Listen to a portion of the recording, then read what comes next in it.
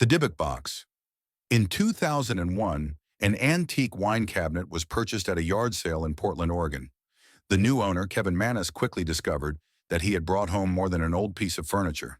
The small wooden cabinet, later known as the Dybbuk Box, would become infamous for its strange, dark history and terrifying effects.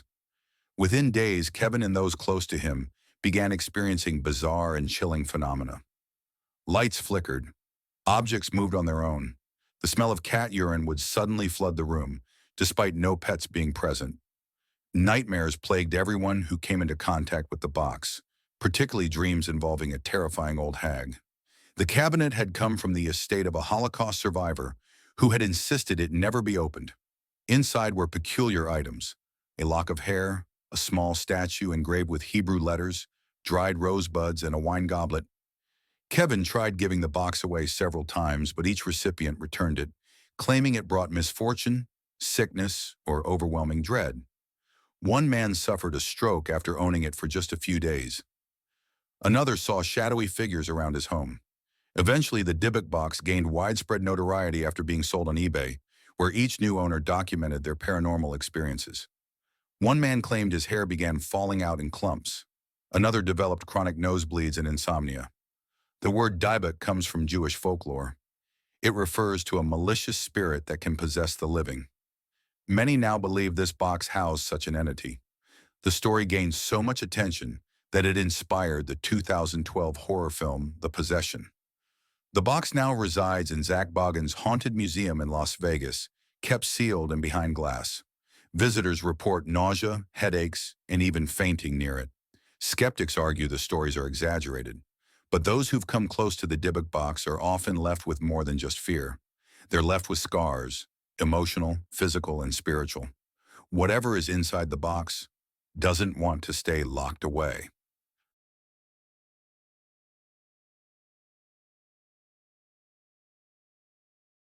The Screaming House of Union, Missouri. In the small town of Union, Missouri, a seemingly ordinary house on Christina Avenue became the center of an infamous haunting. In 2001, Stephen LaChance and his children moved in, eager to start fresh. But what they encountered was something far from normal. It started with subtle things: cold spots in summer, lights flickering, a strange feeling of being watched. Then the screams began, loud, anguished cries that seemed to come from the walls, sometimes the basement, other times from nowhere at all. Stephen's children became withdrawn and frightened. One night, his young son ran from the house, screaming that he had seen a man with red eyes in the hallway. Stephen himself began experiencing blackouts, and objects began moving on their own. Doors slammed violently. Furniture shifted positions. One night, a crucifix was found upside down on the floor. After fleeing the house, Stephen began researching its history. He discovered that it had been the site of extreme domestic abuse decades earlier, and some rumors hinted at occult activity by a former resident. He later returned to the house with a paranormal team. During their investigation, one member was physically attacked. Scratches appeared on his chest, and he began speaking in a voice that wasn't his. They captured EVP, electronic voice phenomena, recordings of a man screaming, crying, and whispering threats. Cold winds would sweep through closed rooms. People became violently ill while inside. Stephen went on to write a book about his experience titled The Uninvited. To this day, the house is privately owned and its address is kept secret to protect the new residents. But those who've been inside say the screaming never stops. It just waits for new ears to hear it.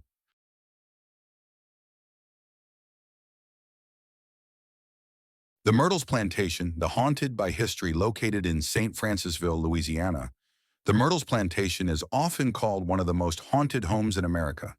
Built in 1796, the house is beautiful, but filled with tragedy, betrayal, and death.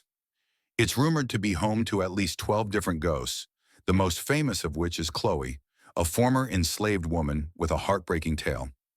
Chloe was said to have been punished by her master for eavesdropping. He cut off her ear, and she wore a green turban to hide the wound. Seeking revenge, or perhaps desperate to win back favor, Chloe baked a cake laced with poison. Her intent was to sicken the family so she could nurse them back to health. Instead, 2 children and the master's wife died. Chloe was hanged by fellow slaves and thrown into the Mississippi River. Today, her spirit is frequently seen.